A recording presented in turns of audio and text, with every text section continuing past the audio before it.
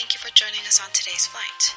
The complimentary entertainment is the Green Zone, which can be found on the screens in front of you. From the greenery of my home to the vast mysteries of the great outdoors, there's so much in this natural world to explore. And if you have something green to share, let me know in the comments below. Hello everyone, welcome back or welcome to the HeyEunziverse. It has unfortunately been way too long since my last video. Life is life and things have been pretty hectic in July and August for my family and I. This led to a very unwanted, impromptu hiatus, but I think the dust has settled and I'm finally able to get back on track. To make up for the lost time, I'll be cramming in as many videos as possible in September and October to catch up on what I had originally planned on my schedule. So let's jump into today's episode of Garden Glow Up, which is going to cover a bunch of planty bits and bobs I had piled up in my phone to share with you all.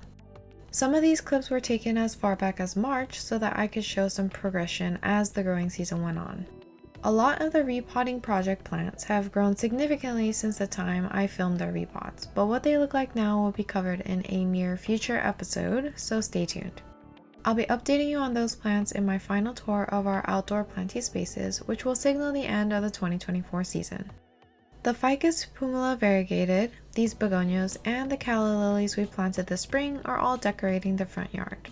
I initially had a vision of what this pot would look like when I potted the calla lily and begonia bulbs together, but as you can see, when they actually grew in, it kind of looked like a hodgepodge planter. So that's an example of something that has since changed from the time of this footage. Last year, when I first planted several varieties of begonias, they didn't do well at all. But this year, after changing locations and watering frequency, the begonias have been growing very happily.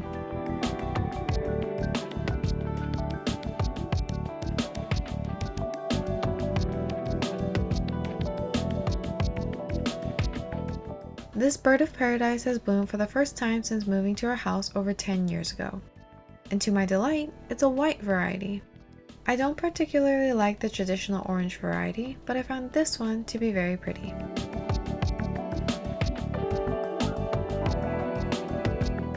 Though there are some issues with powdery mildew and I chose to film the blooms when they already started to die off, I was pleasantly surprised to have seen such a flush of flowers on this bush, which historically hasn't been as prolific.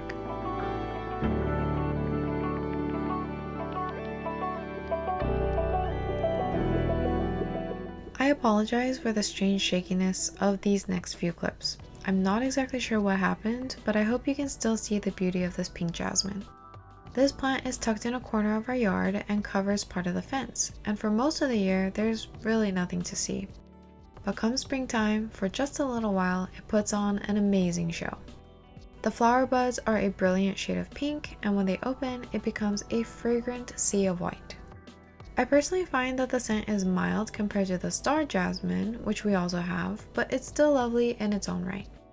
And all the pollinators, bees, butterflies, hummingbirds, they all love this plant almost as much as I do.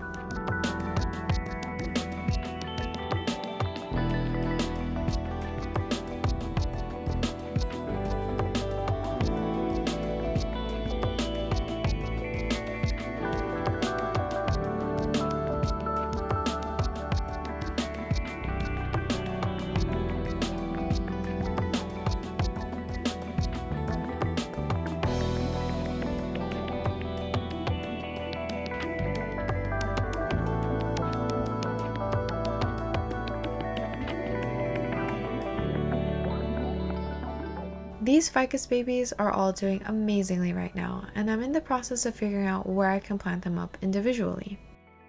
I had gotten most of these as tiny starter plants and they hadn't grown that much in the last few years that I had them.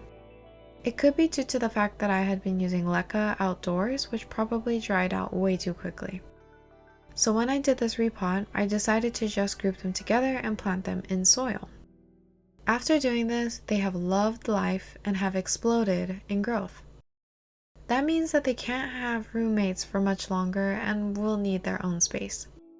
However, ficus grow pretty big. If you've had one, you know. They also prefer a lot of light and a good amount of water. Because of all of these different factors, I haven't fully decided on where to move them all. Once I do, I'll definitely bring you along for the journey. In my experience, the ficus genus has been relatively easygoing. In addition to these plants that I have outside, I also have a Ficus audrey and a Ficus lyrata, also known as the fiddle leaf fig, growing indoors. You can also start new plants from cuttings very easily, so I'd recommend them if you've got a brightly lit space.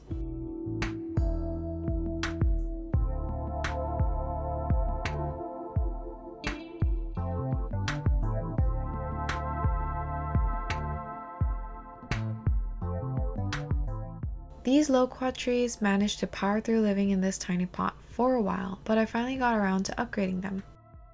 I'm honestly not a huge fan of eating the fruit, but I love the look of the leaves, so I enjoy growing them.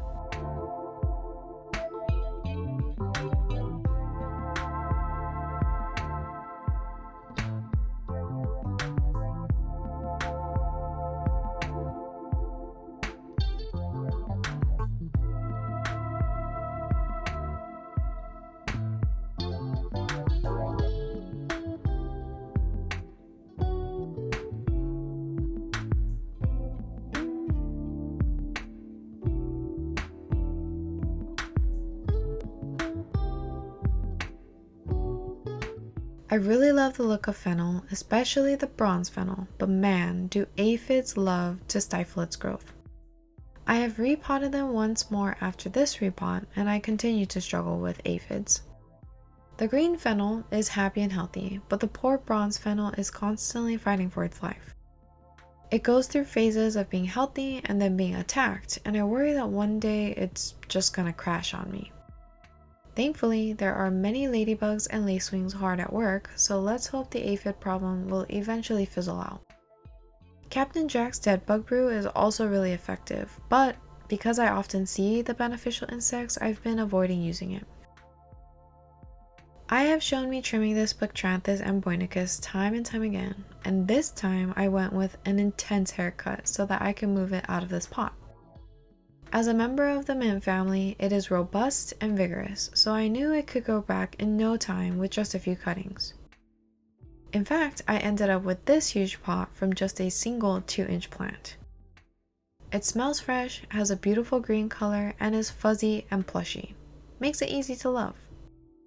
So if you need a super chill plant to fill an empty space in your garden, I'd recommend this one. But be warned, it grows like a beast, so I'd recommend a container.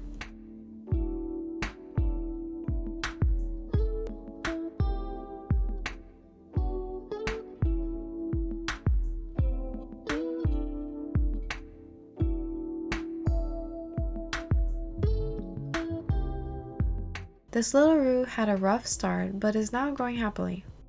The repot definitely helped, and so did getting more sunlight. There aren't a lot of blue-hued plants around, but this one adds a subtle pop that contrasts nicely next to color or complements shades of green. Alright, now this is a plant that makes me excited to see what it's up to every day. This is a bog standard golden pothos, and it has the ability to grow leaves that are over 3 feet in length and 1.5 feet in width. That is my goal, and it's sizing up at an incredible rate. The leaves are already the size of my hand, which is 2 or 3 times the size of what you'll typically see of golden pothos leaves. I've repotted this Duranta several times, and it's one that I included a current clip of because it started to bloom again. I'm hoping to get the Sapphire Showers variety of this plant eventually so that they can complement one another.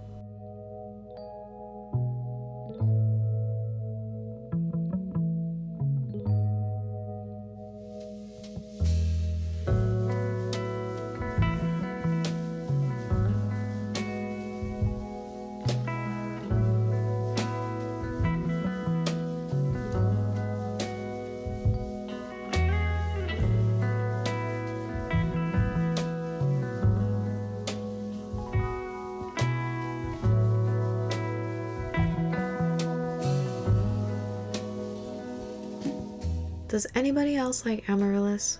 I enjoy them, but my mom doesn't like them as much. She got these bulbs as gifts, and they bloomed the first year we got them, took a year off, and bloomed again this year. It was exciting, and the blooms last for a decent amount of time compared to some other flowers. I believe these are supposed to bloom around Christmas time, and that's when a lot of people will get them as gifts for the holidays. but ours bloomed around March or April, so that was an interesting surprise.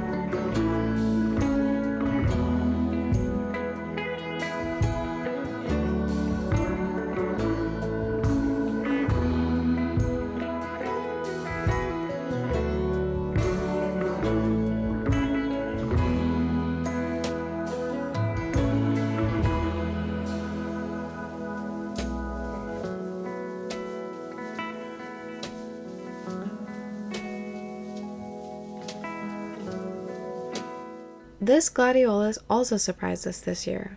We got a bunch of bulbs 3 years ago, but weren't sure what colors they were supposed to be. For the past 2 years, only the leaves grew and there were no signs of a flower stalk. This year though, the plant grew bigger and taller than normal, and lo and behold, there was a flower stalk. When it bloomed, it was this intense blood orangey red, definitely a statement. We also have another stalk that's coming up right now, so hopefully I'll be able to include what color that one is in an upcoming episode.